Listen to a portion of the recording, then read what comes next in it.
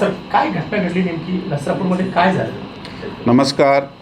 काल नसरापूर या ठिकाणी एक खूप दुर्दैवी आणि दुःखद घटना घडलेली आहे. यामध्ये एक अल्पवयीन 3.5 वर्षाची मुलीवर अत्याचार करण्यात आला आणि त्याची त्यामध्ये हत्या झाली.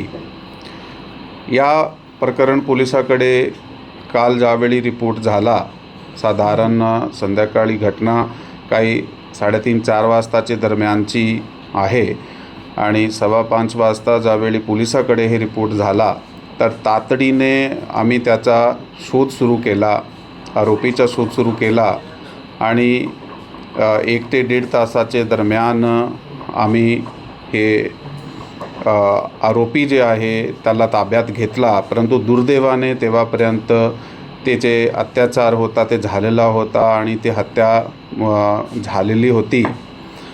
या प्रकरणामध्ये BNS कायद्याप्रमाणे 137(2), 103, 64, 74, 140(1), 140(3), पॉक्सो कलम 4, 6, 8, 12 तहत FIR क्रमांक 169/2026 राजगड पोलीस स्टेशन या ठिकाणी दाखल करण्यात आलेली आहे.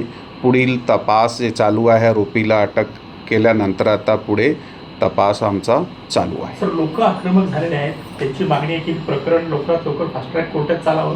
त्या दृष्टीनं काय तयारी केली आपण, काय करतो पुढे तपास?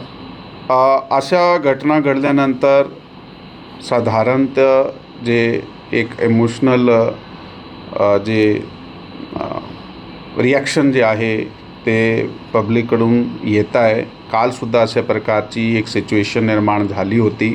त्यामध्ये काही वेळापुरता लोक रस्त्याकडे आले होते. मग त्यांना समजून जाऊन सांगितलं गेलं आहे की आम्हीच तपास करणार आहे आणि ह्यामध्ये जे आरोपी होता त्याच्याबाबत काही कुठल्याही प्रकारची माहिती नव्हती. परंतु तांत्रिक आणि गोपनीय जे आम्ही आपले यंत्रणे वापरले तर तातडीने 1-1.5 तासामध्ये आरोपी अटक करण्यात आलेला आहे. पोलिसने ताबडतोब कारवाई केलेली आहे. आता तुम्ही आमचं सहकार्य करा. ते लोकांनी काल ऐकलं आहे, सहकार्य केलं आहे, ते शांततेने आहे, ते प्रोटेस्ट करत आहे, परंतु ते शांततेने आहे आणि पोलिसाच्या सहकार्य करत आहात. आणि आपला जे म्हणणं आहे की नक्की या केस जे आहे ते तातडीने ह्याची चार्जशीट केली गेली पाहिजे, हे आश्वासन आम्ही कालसुद्धा लोकांना दिला होता आणि हे फास्ट ट्रॅक पद्धतीने चालला पाहिजे आणि आरोपीला सक्त जे पनिशमेंट आहे ते भेटली पाहिजे. यासाठी आम्ही प्रयत्नशील आहात. त्याप्रमाणे तपास आमची विशेष टीम करत आहे. ह्या आरोपीचे विरुद्ध अगोदर अशाही प्रकारचे गुन्हे आहेत. ते 1998मध्ये त्याच्याविरुद्ध एक विनयभंगाचा गुन्हा होता. त्याच्यानंतर 2015मध्ये त्याच्याविरुद्ध एक विनयभंग आणि पॉक्सो गुन्हा होता, ज्यामध्ये पॉक्सो आणि विनयभंगाचे कलम होते.